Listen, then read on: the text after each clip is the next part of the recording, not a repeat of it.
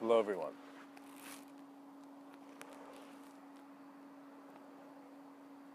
I would like to talk about the importance of attachment and detachment, and a little bit about the problems that these things cause sometimes in regards to really rationalizing and thinking about it.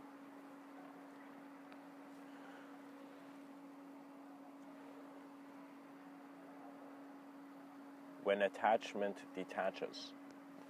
That is the perfect title for today's episode.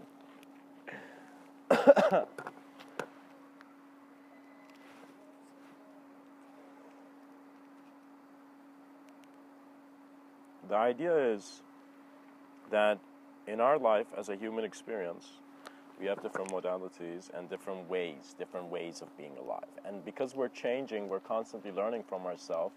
And sometimes if we're insensitive to it, it'll hit us really hard. What that means is you'll hit the curb and you'll be like, gosh, I was driving too fast. But the matter is that attachment and detachment must be incorporated into a natural sense of awareness. What that means is you're not here to complain, but at the same time, you're not here not to ask anything. And this is something that took me a while to learn, actually.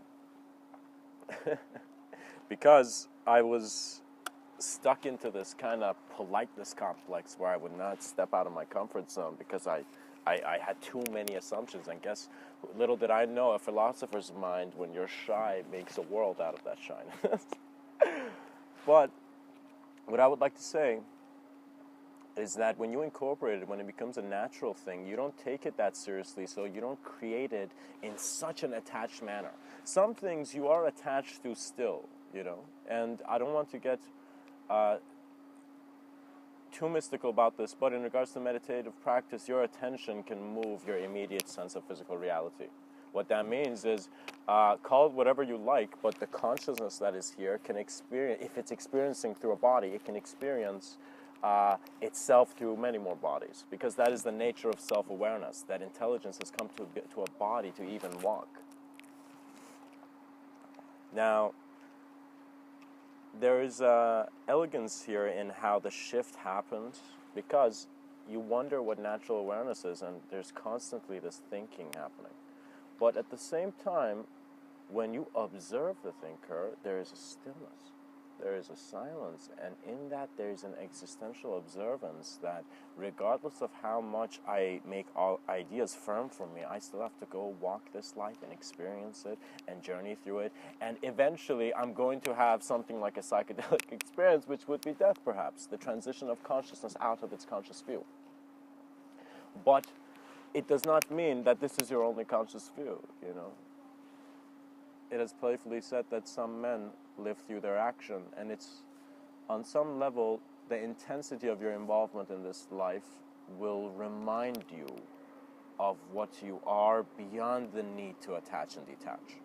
So what that means is the drop is at first wondering, am I attached to the pedal? Am I attached to the edge of the leaf, or am I detached? I don't know. But then when it falls into the river, that same drop, it suddenly begins to see that the nature of every movement of manifestation is one. What that means is when someone says you're one, it doesn't mean let's have a kumbaya moment, even though mantras are a more practical manner of observance through transcendental community. But regardless, it's about your sincerity, which begins with you observing a sense of, it may seem at first non-intelligent playing, as if you were constantly just driving in the same direction without looking around, but suddenly now that you've looked around and you're aware of the vehicle and how, in a sense, you are situated here as the seer of your experience, there is no disturbance that will bother you, because the nature of this reality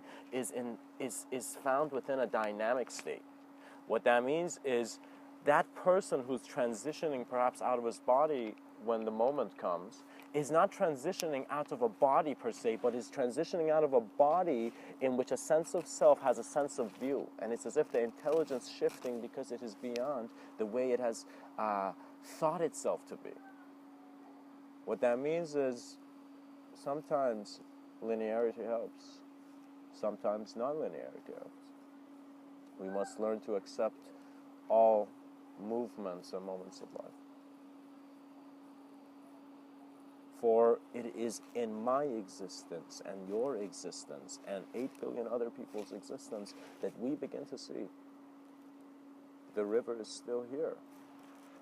Why did we make the concept of a fall so big that we dropped into this individual consciousness? The individual consciousness is present in front of its collective consciousness. It's here. And there's this very, very amazing Zen tale where the Zen tale goes like this, where there's this guy, right? This guy who's looking to get to the other side of this river, and he's been walking, he can't, and he suddenly sees an old man on the other side of the river meditating. And he's like, hey, old man, hey, old man, how do I get to the other side? And the old man was a sage, and he very playfully says, you are on the other side. What that means is you must see that you are here, then you will not ask a question to be here. But also playfully, the guy was saying you're already on the other side. So,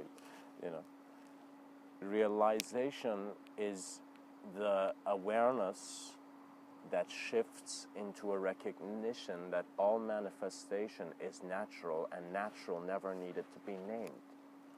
And so you flow. You have this sense of reality where from the most realist and most honest core of you, those images are coming and working by your side. Because greatness does not mean that one man is great and other people clap for it. Greatness means we take practical and efficient steps to making this world better. And sometimes it means that we got to take positions that are a bit uncomfortable, but in the end, they will be the comfort of our children's children. And same as we have been. What that means is many people have lived before us, the people who are listening to this talk right now. And what that means is they have left a torch, and this torch is the civilization where we too are an illumination here. Now, if you want to see that you're a candle, you could either think that you're melting all the time, and gosh, why is my illumination here? Or you could begin to see the beauty in the Buddha's words.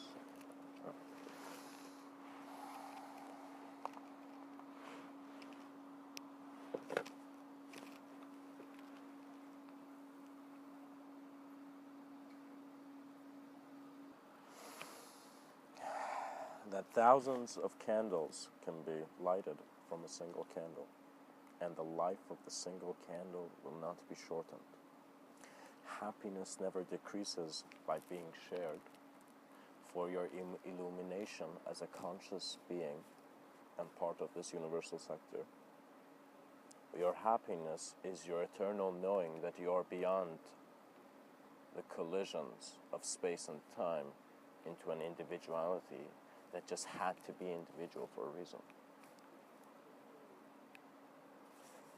Who can tell me what the reason for making the concept of reason was? And it's always the choice between doing and being. And the sense of doing is still a part of us desiring to satisfy a certain role here. But a man who can be selfless will begin to see that he is presenting his greatest self within every moment to all that is. What that means is when the last words are said, some men begin to realize that the next words are actually worlds of experience. And it is your sense of moving and in a sense breaking these barricades of having an attachment or detachment, making an ego for your world and thinking that, oh, I got to go save the world because the world is dying, or make an ego for yourself, oh, I'm above the world, I'm going to control and do whatever, You don't have to be in these dynamics, and it's not even a sense of having or have not. It's just be aware. And your recognition of your enormity will get rid of any sense of causation having to be a positive or negative thing. When you look at humanity, you just begin to see it's just like this life force, and who can judge life force? No one, because it's more forceful. No, I'm being very playful. Life force is nature's way of showing that you were never here because you were with everything. What that means is do not see your audiences being. Individuals. See them being the greatest sense of individual consideration that you can muster up in your memory and all the walks you have done, to then see them be beyond that individuality.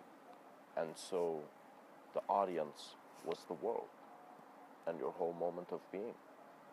And so when your moment is only, you see that all communication is within your moment of awareness, you cherish it. It's as if the temple walls are not when you build a temple, but the temple walls are the edge of how your conscious mind, the edge of your sense of awareness to form and its positioning and its sense of placement within the placeless. For last time I checked, we seem to be a ball spinning around in emptiness.